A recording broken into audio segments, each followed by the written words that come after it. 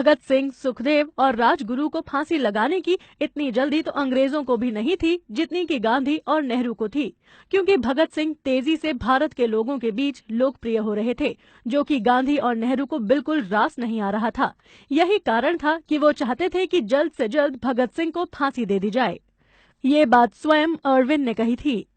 इसके अतिरिक्त लाहौर जेल के जेलर ने स्वयं गांधी को पत्र लिखकर पूछा था कि इन लड़कों को फांसी देने से देश का माहौल तो नहीं बिगड़ेगा।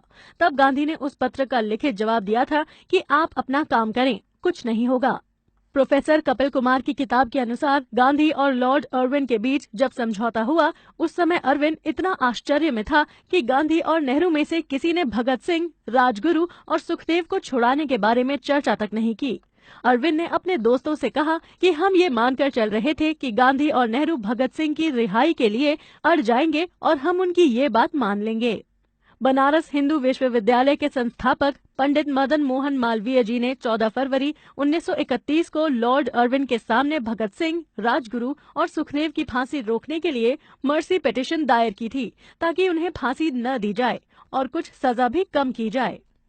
लॉर्ड इरविन ने तब मालवीय जी से कहा कि आप कांग्रेस के पूर्व अध्यक्ष हैं, इसलिए आपको इस पिटीशन के साथ नेहरू, गांधी और कांग्रेस के कम से कम 20 अन्य सदस्यों के पत्र भी लाने होंगे। जब मालवीय जी ने भगत सिंह की फांसी रुकवाने के बारे में नेहरू और गांधी से बात की, तो उन्होंने इस बात पर चुप्पी साध ली और अपनी सहमति नहीं दी। इसके अतिरिक्त गांधी और नेहरू की असहमति के कारण ही कांग्रेस के अन्य नेताओं ने भी अपनी सहमति नहीं दी। रिटायर होने के बाद लॉर्ड इरविन ने स्वयं लंदन में कहा था कि यदि नेहरू और गांधी एक बार भी भगत सिंह की फांसी रुकवाने की अपील करते तो हम निश्चित ही उनकी फांसी रद्द कर देते।